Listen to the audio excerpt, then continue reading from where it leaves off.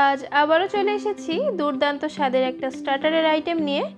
বিয়ের মরশুম চলছে যেহেতু স্টার্টারে বিভিন্ন ধরনের ফ্রাইড আইটেম তো থাকবেই, সেই সাথে বেশ কয়েকটা কাবাবের আইটেমও চোখে পড়ে, যার মধ্যে রেশমি কাবাবটা খুবই ফেমাস একটা আইটেম। আজ বাড়িতেই কোনো ঝামেলা ছাড়া বিয়েবাড়ি স্টাইল চিকেন রেশমি কাবাব বানিয়ে দেখাবো। ভিডিওটা না টেনে শেষ পর্যন্ত দেখার অনুরোধ রইল। পুরো প্রসেসটা ফলো করলে আপনিও অনায়াসে বানিয়ে নিতে পারবেন। তো প্রথমেই বেশ খানিকটা বোনলেস চিকেন নিয়েছি, যেটাকে ভিনিগার জলে খুব ভালো করে ধুয়ে নিয়েছি। এবার চিকেনটাকে দেখুন মাঝ বরাবর এভাবে কেটে নেব। তারপর এরকম ছোট ছোট টুকরো করে কেটে নিচ্ছি। ঠিক এভাবে পুরো চিকেনটাকে আমি কেটে নিয়েছি।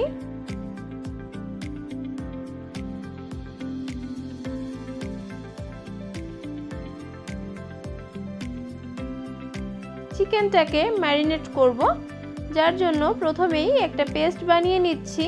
মিক্সিতে 8 থেকে 10 কোয়া রসুন, 1.5 ইঞ্চি পরিমাণ আদার টুকরো, 4টে কাঁচা লঙ্কা আর কিছুটা ফ্রেশ ধনেপাতা একটু জল দিয়ে খুব মিহি পেস্ট বানিয়ে নেব। এবার একটা বোলের মধ্যে কেটে রাখা চিকেনটা নিয়ে নিচ্ছি।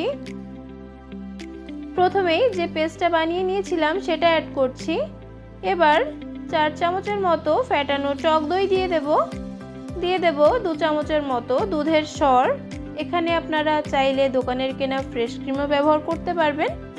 পরিমাণ মতো নুন অ্যাড করছি। দিয়ে দেব 1 চামচ গোলমরিচ গুঁড়ো আর দেব 1 চামচ গরম মশলা গুঁড়ো।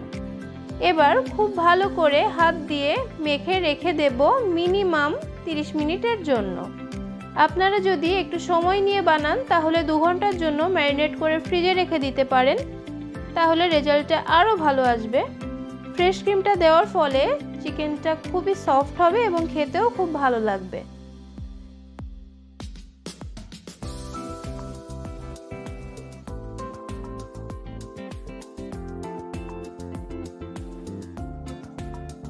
এদিকে একটা ফ্রাইং প্যানে 1 টেবিল চামচ বাটার দিয়ে দেব। বাটারটা মেল্ট হয়ে গেলে ম্যারিনেট করা চিকেনের পিসগুলো একে একে দিয়ে দেব।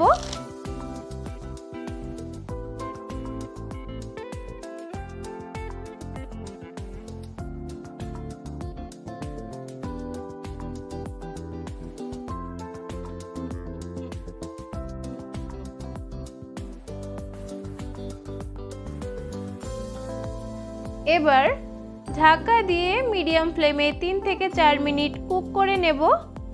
আবারও ঢাকা খুলে চিকেনটাকে উল্টে দিয়ে 3 থেকে 4 মিনিটের জন্য ঢাকা দিয়ে কুক করে নিতে হবে।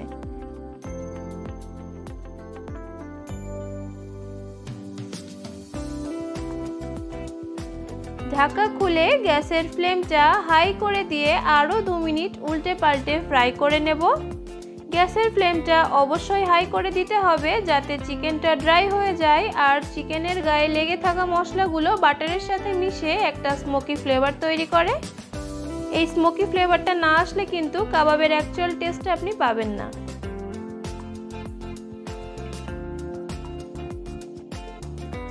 ব্যাস একদমই রেডি হয়ে গেছে। এবার একে একে নামিয়ে নেওয়ার পালা। আমি এখানে হোমমেড ধনেপাতার চাটনি আর রিং অনিয়ন দিয়ে সার্ভ করেছি। দুর্দান্ত স্বাদের এই কাবাব একবার হলেও বাড়িতে ট্রাই করুন, আশা করি স্বাদ মুখে লেগে থাকবে। দেখে খুব কঠিন মনে হলেও এখন কি আর কঠিন লাগছে বলুন? যেমন সফট তেমনই ফ্লেভারফুল এই রেশমি কাবাব। কেমন লাগলো অবশ্যই কমেন্ট করে জানাবেন। শেষ পর্যন্ত ভিডিওটা দেখার জন্য অসংখ্য ধন্যবাদ। আমার ভিডিও যদি আপনাদের ভালো লেগে থাকে তাহলে লাইক এবং শেয়ার করতে কিন্তু একদমই ভুলবেন না।